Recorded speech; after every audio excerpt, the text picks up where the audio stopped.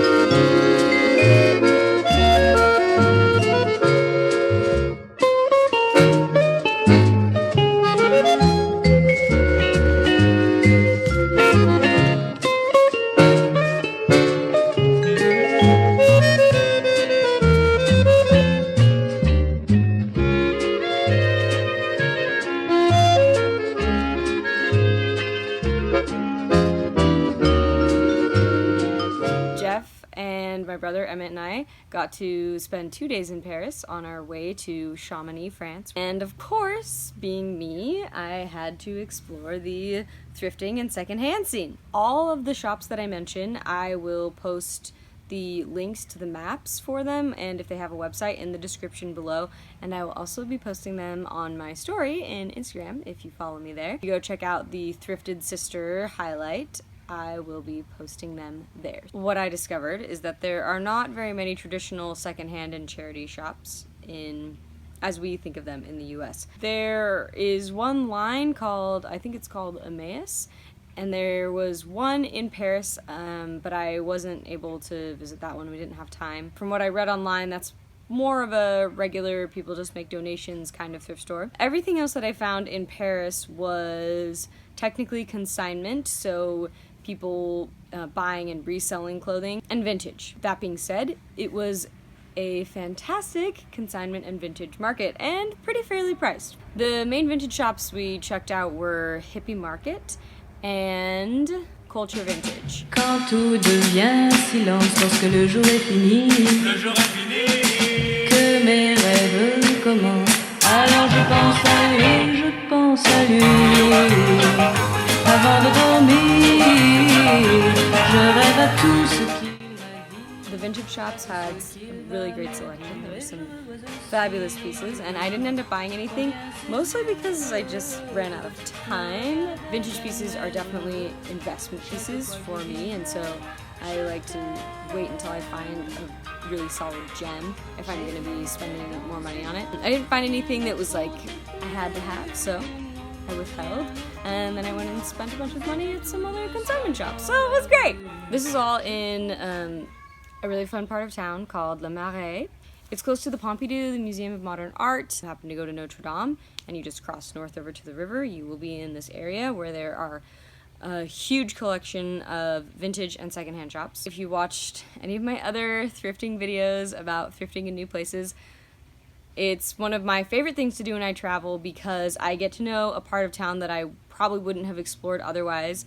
I get to know more about local businesses and the people who own them and run them, and therefore a more local experience.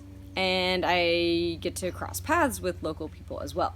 The place where we spent the most time was Kilo Shop. There are several of these in Paris, and the ones we checked out were Kilo Shop Le Marais and the Kilo Shop Kawaii. Je pense à lui, et quand je m'endors, dans tous mes rêves de la nuit, c'est lui que je revois, lui encore.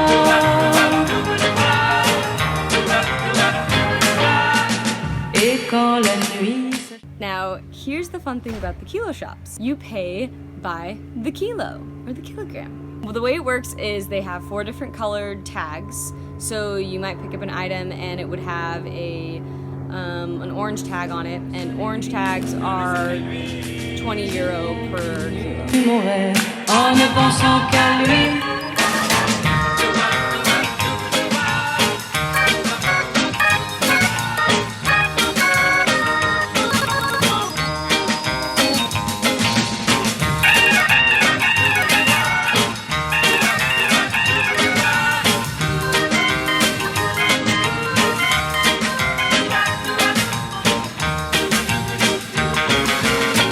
J'étais dans ses bras et rien ne comptait plus, non, plus rien autour de moi. Nous étions tous deux seuls dans la rue. Je pense à lui, et quand je m'endors dans tous mes rêves de la nuit, c'est lui que je veux voir. Lui encore, c'est lui que je veux voir.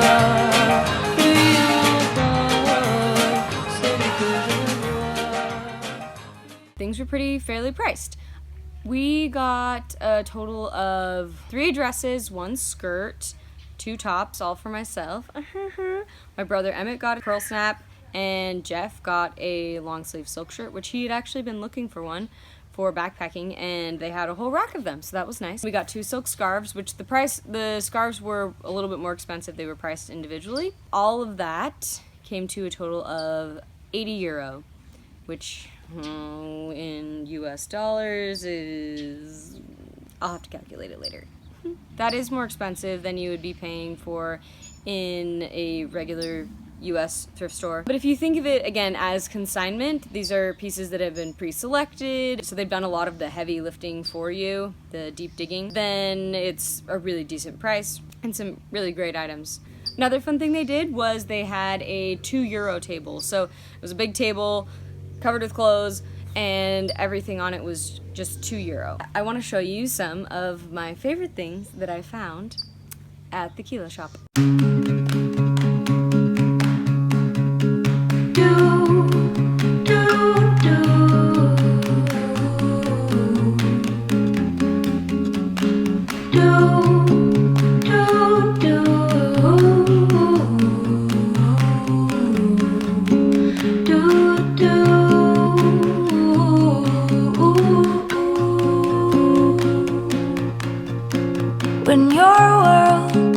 First thing was this skirt. It's a nice little wraparound, ties through the middle, at the back. I paired it with a favorite polyester blouse. Has a really nice thick lining, really great quality.